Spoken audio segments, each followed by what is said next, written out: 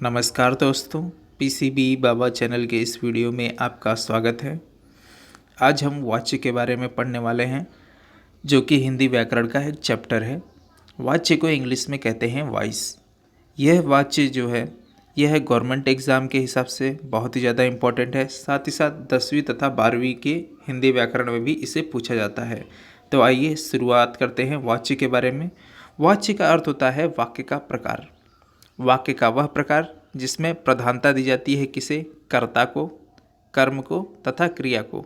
तो याद रखिए, अगर कोई वाक्य लिखा हो और उस वाक्य में कर्ता, कर्म या क्रिया को प्रधानता के रूप से देखा जाता है तो उस वाक्य को या फिर उस सेंटेंस को हम कहेंगे वाच्य। तो यहाँ पर हम देखने वाले हैं क्रिया के तथा कर्म के तथा कर्ता के बारे में, क्योंकि क्रिया, कर्म तथा कर्ता को अगर आप जान लेंगे तो वाच्य को बहुत आसानी से समझ लेंगे। तो यहाँ पर समझते हैं क्रिया का अर्थ क्या होता है। यहाँ पे देखिए क्रिया के बारे में लिखा हुआ है, ऐसे शब्द जो हमें किसी कार्य को करने या होने का बोध कराते हों उसे क्रिया कहते हैं। जैसे लिखना, पढ़ना, खाना, पीना, खेलना या सोना। ये सब जो शब्द होते हैं, ऐसे शब्दों को हम कहते हैं क्रिया, क्योंकि इन शब्दों से हमें पता चलता है कि कोई कार्य हो रहा है। तो जिन शब्दों से आपको किसी क्रिया के होने का या फिर किसी कार्य होने का बोध होता है तो उस शब्द को हम कहेंगे क्रिया। अब आगे चलते हैं, हम देखते हैं कर्ता तथा कर्म क्या है। कर्ता जो है यह जो है एक प्रकार से संज्ञा है। संज्ञा जिसे हम नाउन कहते हैं। नाउन में किसी व्यक्ति, वस्तु तथा पदार्थ के जब नाम आते हैं तो उसे हम कहते हैं संज्ञा, और संज्ञा को यहाँ पर कर्ता बोला गया है। जैसे यहाँ पे पहला वाक्य लिखा है कि राम पढ़ता है। राम पढ़ता है में जो राम का नाम का शब्द है यह किसी व्यक्ति का नाम है और इसी को हम कहते हैं कर्ता। याद रखिए, किसी व्यक्ति का नाम या फिर वस्तु तथा पदार्थ का नाम अगर आता है तो उसे हम कहते हैं कर्ता। अब यहाँ पे देखिए क्या आया है, राम क्या कर रहा है, पढ़ रहा है। तो पढ़ना शब्द क्या है, क्रिया। तो यहाँ पे देखिए आपको कर्ता का अर्थ पता चल गया होगा। कर्ता क्या होता है, किसी का नाम अगर हो तो उसे कर्ता कहते हैं।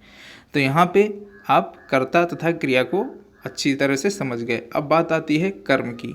अब यहाँ पे देखिए एक और सेंटेंस लिखा हुआ है जिसे आप देखिए ध्यान से। यहाँ पर लिखा है राम पुस्तक पढ़ता है।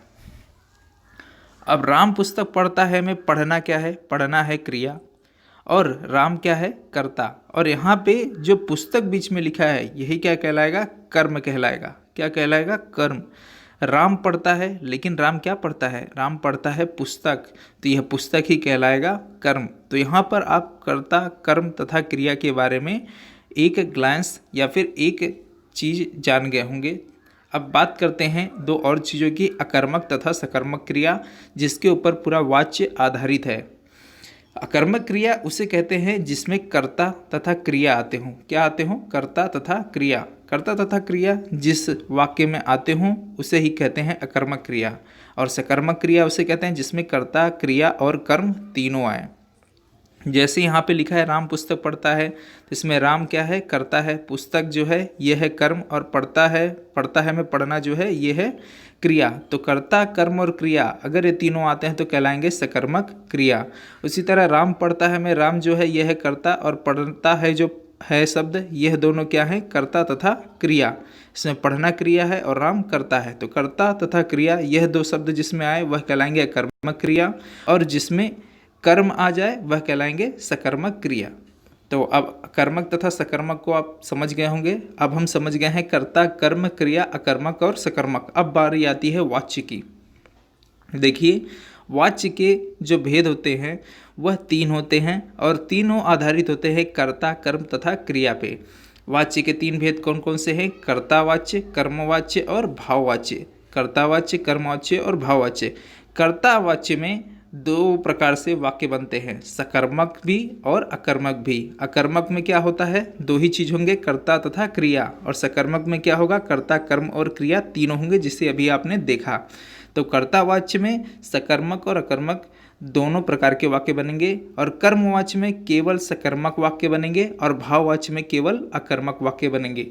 तो यहाँ पर आप उसके थोड़े बहुत अंतर को समझ सकते हैं। अब आगे चलते हैं और पूरी तरह से उदाहरण साथ में हम कर्ता कर्म और भाववाच्य को पूरी तरह से समझ लेते हैं। आइए कर्तावाच्य में देखिए क्या लिखा हुआ है। कर्तावाच्य में पहला इंपॉर्टेंट बात जो आपको अब पता है अभी भी है, सकर्मक और अकर्मक दोनों क्रियाएं इसमें होती हैं और इसमें क्रिया का प्रधान या फिर क्रिया जो आधारित होती है वह कर्ता पे होती है। कर्तावाच्य किसे कहते हैं? जिसमें क्रिया जो है वह किस पे आधारित होती है? कर्ता के ऊपर, तो उसे ही हम कहते हैं कर्तावाच्य। आप परिभाषा पे पढ़ने पर मत जाइए, जो मैं कह रहा हूँ उसे सुनिए।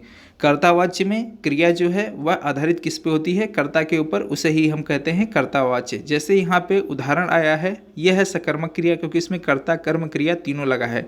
जैसे श्वेता पुस्तक पढ़ती है, तो पढ़ती में जो पढ़ना आया है यह है क्रिया, पुस्तक जो है यह है कर्म और श्वेता जो है ये क्या है? कर्ता है। तो यहाँ पर जो पढ़ना है, ये पढ़ना किसके ऊपर आधारित है? ये पढ़ना आधारित है श्वेता के ऊपर। इसमें लिखा है श्वेता पुस्तक पढ़ती है, तो मैं शब्द पूछूं कौन पढ़ती है? तो यहाँ पे पढ़ती कौन है? पढ़ती है श्वेता। तो यहाँ पे क्रिया जो है वह है आधारित है किसके ऊपर? कर्ता के ऊपर। तो जिसमें क्रिया कर्ता के ऊपर आधारित हो उसे कहते हैं कर्तावाच्य। और आगे चलते हैं, यहाँ पे नीचे भी देख लीजिए, एक और वाक्य लिखा है जिसमें कर्ता तथा क्रिया है और मैंने आपको बताया है जिसमें कर्ता और क्रिया सिर्फ दो ही चीज हों उसे कहते हैं अकर्मक क्रिया। उस वाक्य को क्या कहेंगे? अकर्मक क्रिया। तो यहाँ पे लड़का खाता है, तो लड़का क्या खाता है ये नहीं बताया है, इसमें लिखा है लड़का खाता है, तो खाना हो गया क्रिया और लड़का हो गया कर्ता। तो यहाँ पे कर्ता और क्रिया आ गया, इसलिए अकर्मक क्रिया है। तो इसमें खाना जो है लड़के के ऊपर आधारित है, जिसकी वजह से इसे कहेंगे हम कर्तावाच्य। तो कर्तावाच्य में इंपॉर्टेंट बातें, कर्ता प्रधान होता है और इसमें दो प्रकार के वाक्य आते हैं, सकर्मक तथा अकर्मक, जिसको आपने उदाहरण सहित समझ लिया।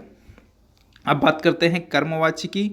कर्मवाच्य में जो क्रिया होती है वह आधारित होती है कर्म के ऊपर। सॉरी, मैं फिर से बात करूंगा। कर्मवाच्य में जो क्रिया होती है वह आधारित होती है किसके ऊपर? कर्म के ऊपर।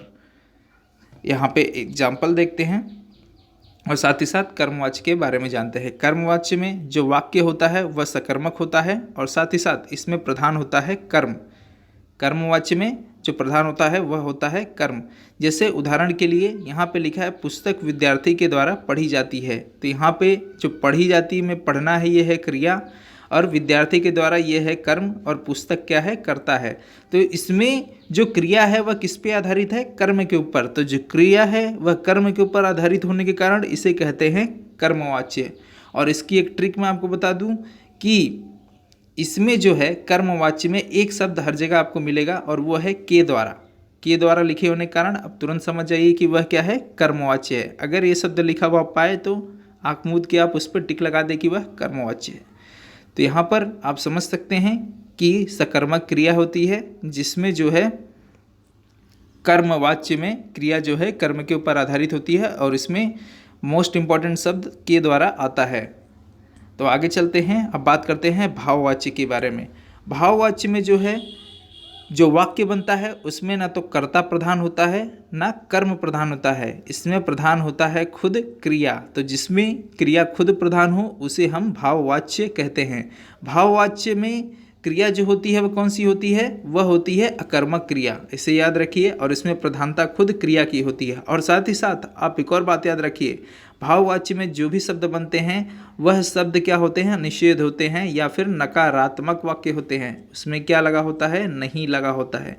नहीं लगा होने के कारण यह एक उसकी क्या है? पहचान है। ये एक प्रकार की ट्रिक है। जैसे कर्मवाच्य में के द्वारा लगा होता है वैसे ही भाववाच्य में नहीं लगा हो तो वह कहलाएगा भाववाच्य। जैसे इसमें देखिए भाववाच्य में पहली बात लिखी हुई है क्या? भाववाच्य में लिखा है पहला उदाहरण, मोहन से उठा नहीं जाता। तो इसमें देखिए नहीं शब्द आया है, ये निषेध व्यक्त है कर रहा है और साथ ही साथ इसमें असमर्थता भी व्यक्त हो रही है।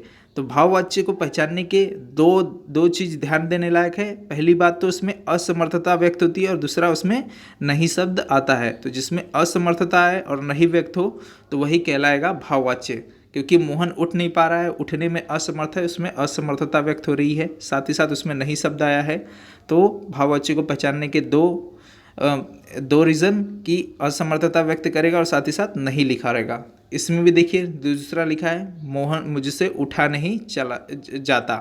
मुझसे उठा नहीं जाता में नहीं शब्द आया है और साथ ही साथ असमर्थता व्यक्त हो रही है। उसी तरह तीसरा देखिए, धूप में चला नहीं जाता, जिसमें असमर्थता व्यक्त हो रही है और नहीं शब्द आया है। तो असमर्थता व्यक्त और निषेध या फिर नकारात्मक वाक्य नहीं लगा हो तो उसे हम कहेंगे भाववाच्य, और इसमें प्रधान कौन होता है? क्रिया। तो उसी तरह से भाववाच्य में प्रधानता होती है क्रिया की, कर्मवाच्य में प्रधानता होती है कर्म की, इसमें ट्रिक है के द्वारा, और साथ ही साथ कर्तावाच्य में सकर्मक और अकर्मक दोनों क्रियाएं होती हैं, लेकिन इनमें प्रधान होता है कर्ता, और इसमें संज्ञा 100% होती है और वह व्यक्तिवाचक संज्ञा होती है, किसी का नाम होता है या फिर किसी जातिवाचक संज्ञा होती है। तो हम कर्ता कर्म तथा भाववाच्य को समझ गए। वाक्य के 3 भेद, कर्ता कर्म तथा भाववाच्य, और इसमें कौन कौन सी क्रिया लगती हैं यहाँ पे लिखा हुआ है। तो अब हम इसकी परिभाषा को लास्ट में देख लेते हैं और पूरी तरह से समझ लेते हैं। क्रिया के जिस रूप से यह ज्ञात हो कि वाक्य में क्रिया का निर्माण का मुख्य विषय कर्ता कर्म तथा भाव हो, मतलब कि वाक्य में अगर मुख्य हो कर्ता या फिर कर्म या फिर भाव तो उसे हम कहेंगे वाच्य। यहाँ पर भाव का अर्थ क्रिया से है। तो अब हम वाच्य की परिभाषा को समझ गए, वाच्य को समझ गए। आई होप कि ये लेक्चर आपके लिए यूज़फुल होगा। अगर ये लेक्चर आपके लिए यूज़फुल हो तो इसे लाइक करें, शेयर करें तथा सब्सक्राइब करें। मिलेंगे आगे एक नए चैप्टर के साथ, तब तक के लिए खुश रहें। Good bye.